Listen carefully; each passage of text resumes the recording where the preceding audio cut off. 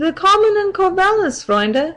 Sie interessieren sich für die Vögel, die wir hier haben, und ich kann Ihnen sagen, wer besucht.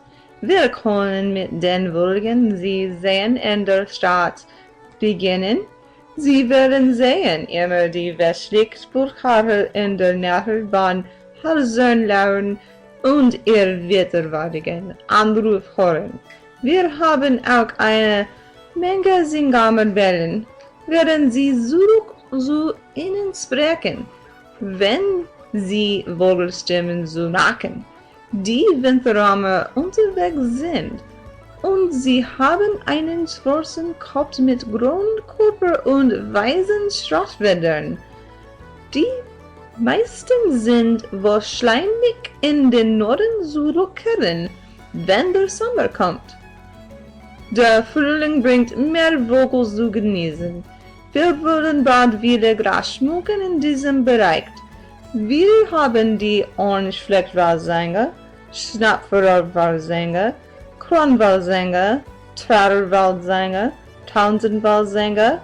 Die Monschwaldsänger ist oft in einem Vogelsufer im Frühjahr. Vor kurzem wird ein Hauskimpel besucht. Haben Sie einen roten Kopf, die sehr hoffentlich ist.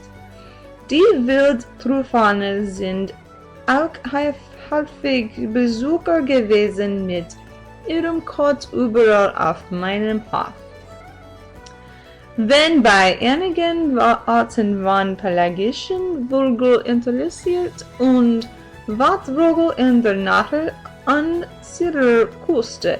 Im Winter haben wir Zugang zu einem Charterboot, das dort stattfinden wird. Zunächst werden wir viele Seetaucher zu sehen. Einige von ihnen wird die Eistaucher und Pazifiktaucher. Sie haben kleine morphologische Unterschiede. Der Eistaucher hat einen dunklen Fleck und weiß für das Auge, aber die Pazifiktaucher hat einen dunkelgrauen Hals mit einem nach oben geneigten Kopf. Diese Vögel sind Küsten. Sie sehen auch einen Krebs, der Kragtaucher, Ohrentaucher, Rentaucher. Andere Vögel, wo sie nachts sind, die Taubenteist, Aleutenok, Mamelock und die Silberrock. Lassen Sie mich wissen, wenn Sie über dies irgendwelche Fragen haben.